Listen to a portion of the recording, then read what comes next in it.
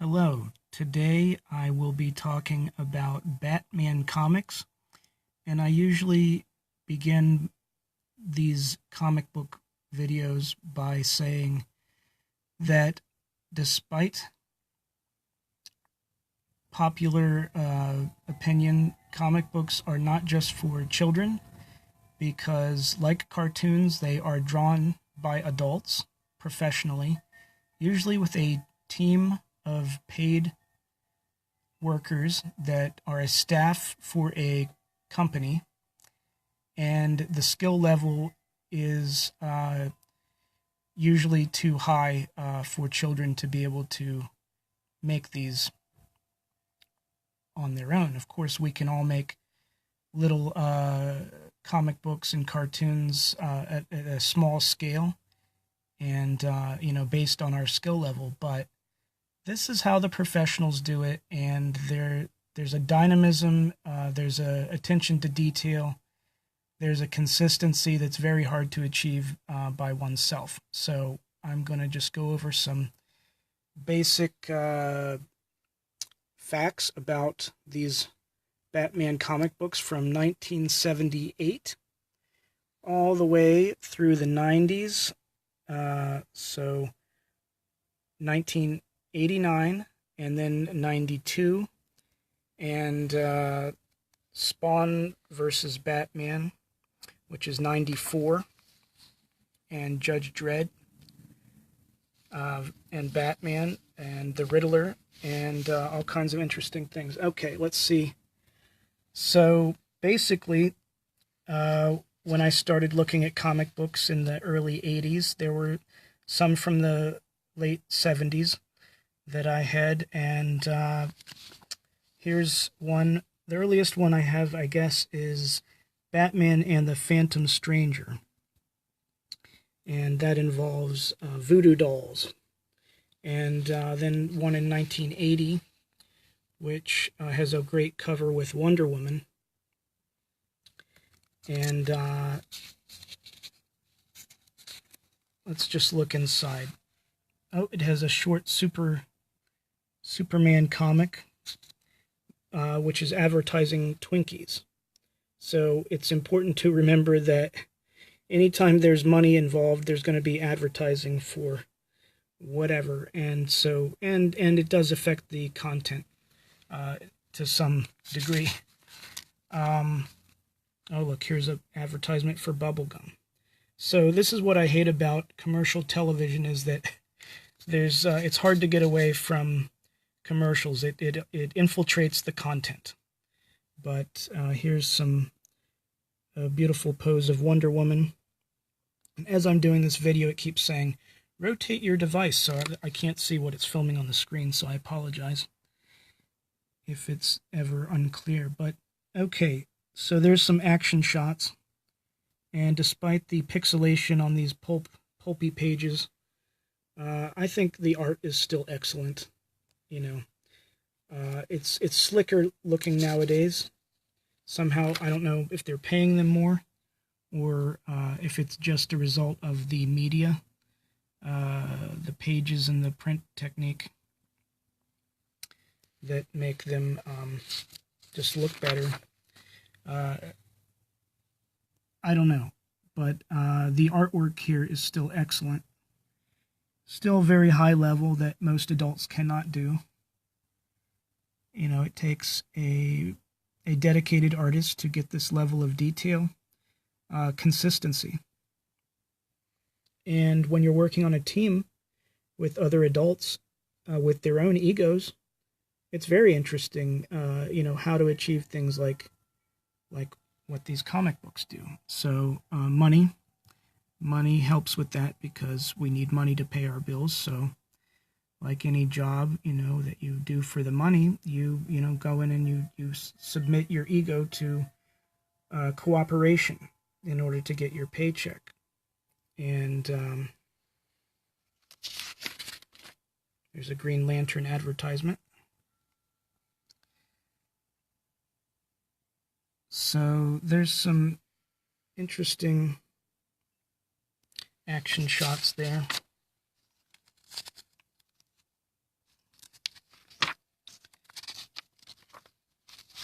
And this one is The Return of the Gentleman Ghost, again, 1980.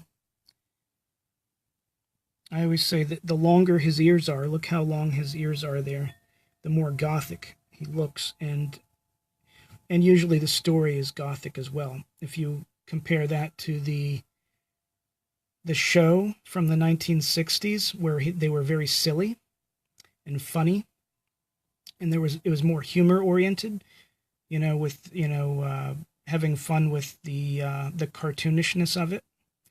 His ears are short.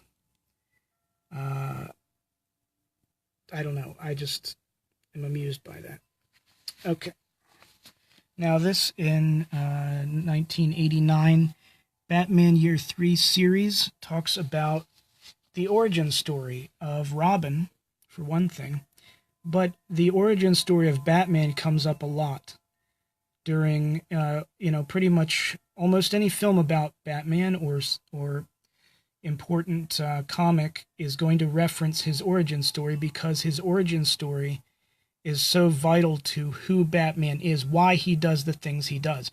Why does he dress up in a crazy outfit, go out at night? I mean, he's a millionaire. He has better things to do. He has other things he could be doing, like running his businesses or whatever. But why does this, insane businessman, rich, millionaire want to go out and, hang out on rooftops, practice acrobatics, do exercises, and wait for crimes to happen?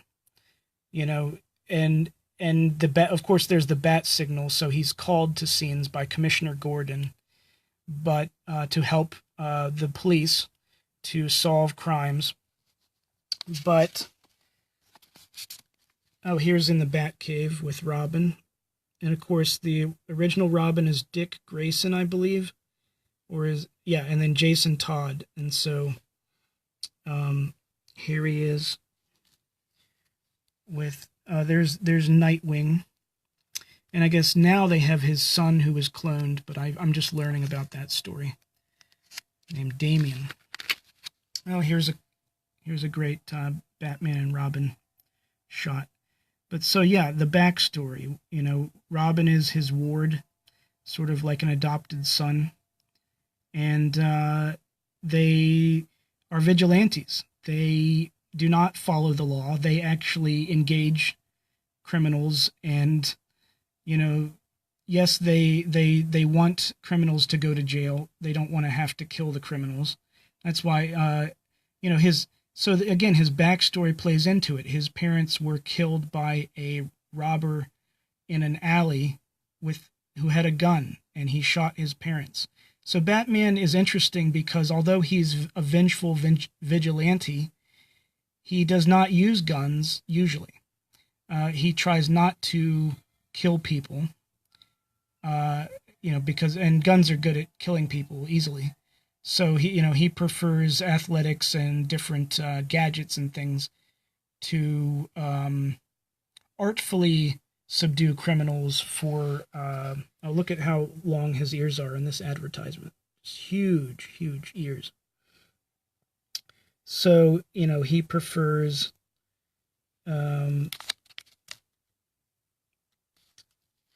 see. I don't know what that comment is saying. I have been called Batman in 14 years, not of mourning, but combat and protecting the weak. I don't know why. I just do it. Okay. Sorry, I won't be able to read all the comments while I'm talking. But okay, so here is the scene, and I won't be able to look at what I'm filming if the comments appear on the screen too large, which they almost fill up half the screen. So it's a little awkward doing these live videos. But again, 1989, I like the artwork here. There's a good balance of light and darks. And you can see the pile of criminals there that they usually leave for the police to then take them to prison or whatever, or just teach. Maybe sometimes they're just teaching the criminals a lesson that if you use violence against other people, then a bigger bully is going to come and beat you up. So that's part of the vigilante thing. It's not just, they're not always subservient to the justice system. They're not always, first of all, they're breaking laws to, do things that police are the ones that are legally allowed to do. Like, bully people, threaten them with guns, and, tie them up, or, in the case of police, use handcuffs. But they do it, and they get away with it, which is very interesting in comics, that it's sort of like, I don't know, social subconscious. Let's look at one of the modern ones now. The pages are smoother. There's not the pixelation.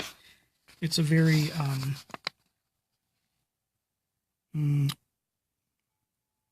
smoother way of printing.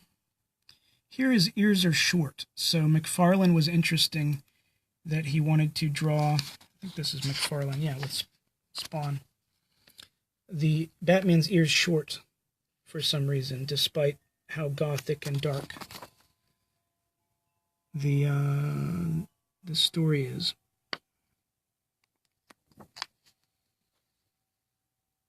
And I was listening to, this is off topic a little bit, but the Punisher in the new comic book series is in prison, and he has an army that includes sustainable builders, and so people interested in protecting the environment, and political cartoonists interested in fighting corruption in his vigilante army that then breaks out of prison to fight Hydra, I think. So that's interesting that, there's often underdog stories going on.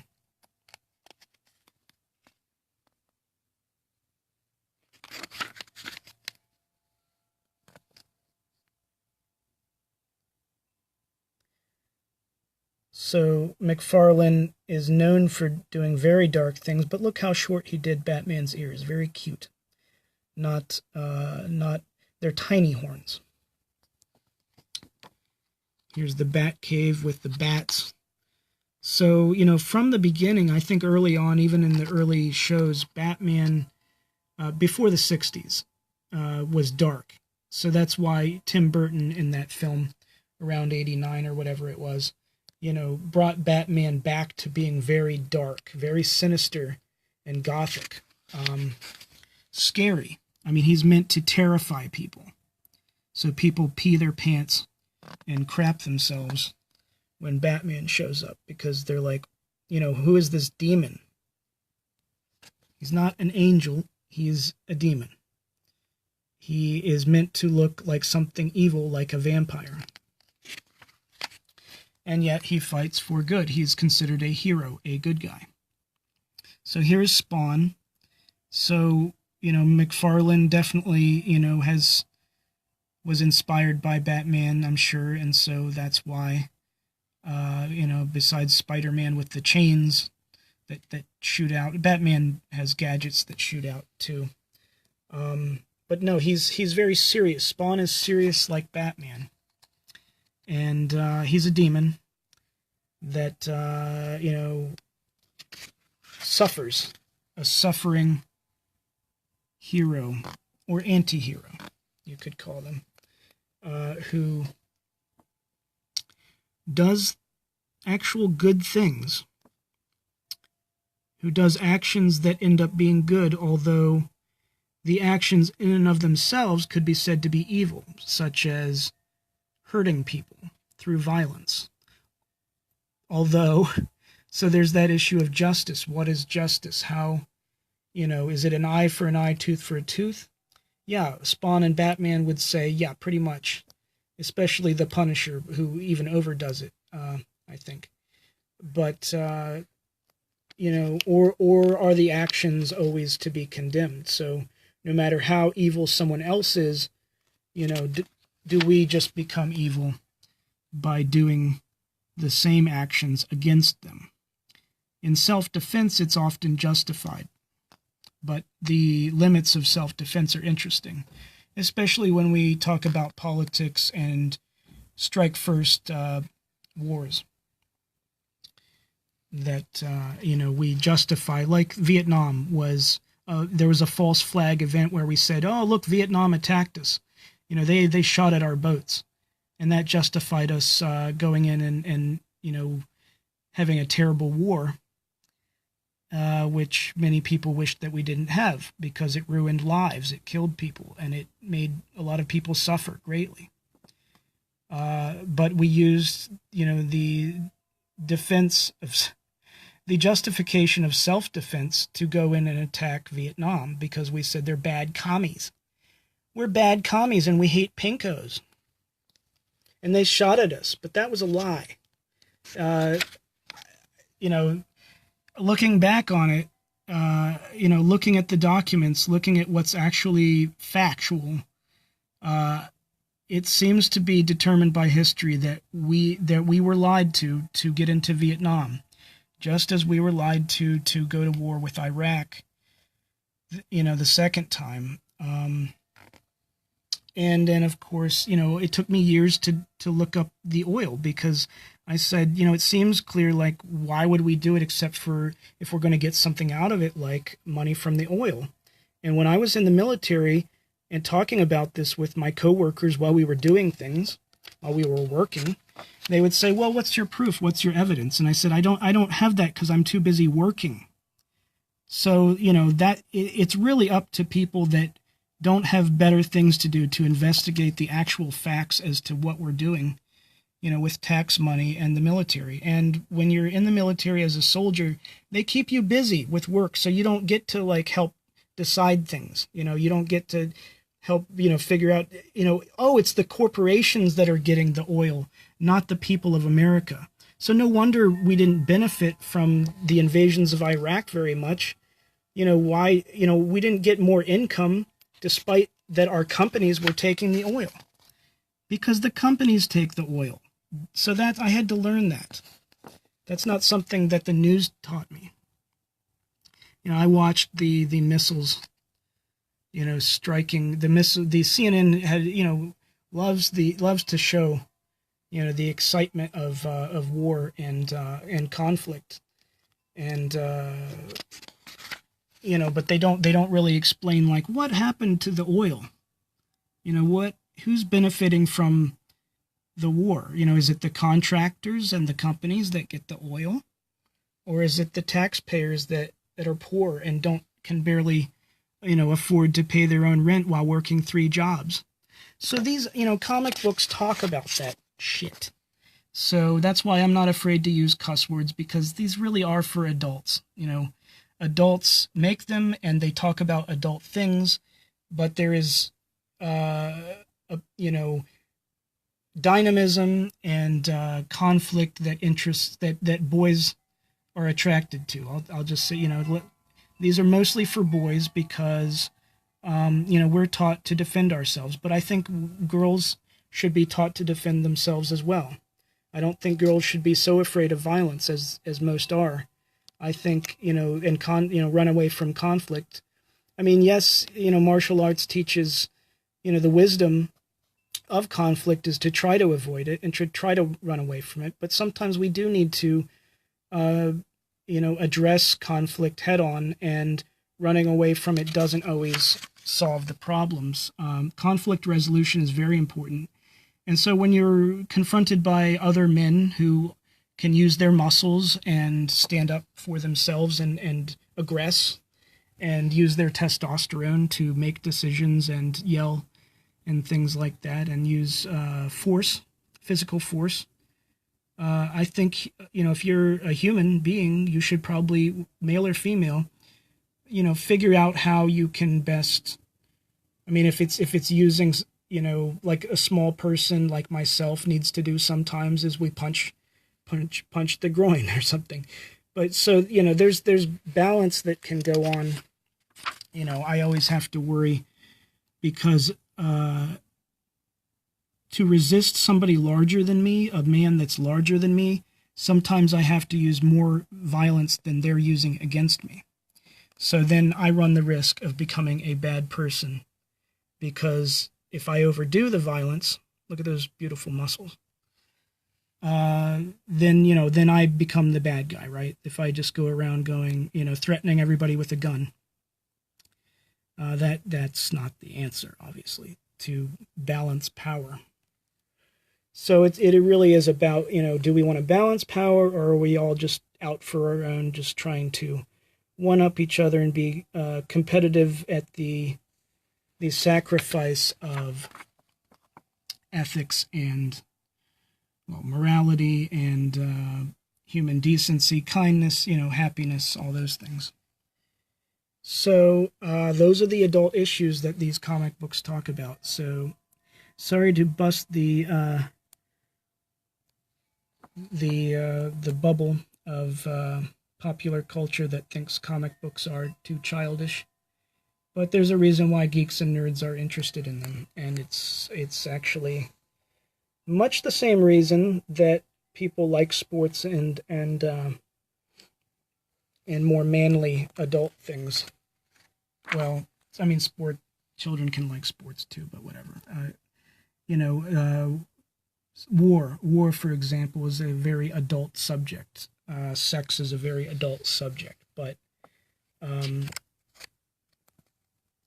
as far as what the age limits for understanding what reality is about, it's that's where comic books bend the lines. They walk the line between what's acceptable in culture and what's not, and what and as ethics, as society evolves over the years, civilization has evolved into what we consider appropriate and what's not, and we distinguish ourselves as being artificially different from other animals, by having bathrooms and things like that. So anyway, that's I just wanted to talk about some of the ideology involved in Batman, and show the beautiful artwork. So I hope you enjoyed that, and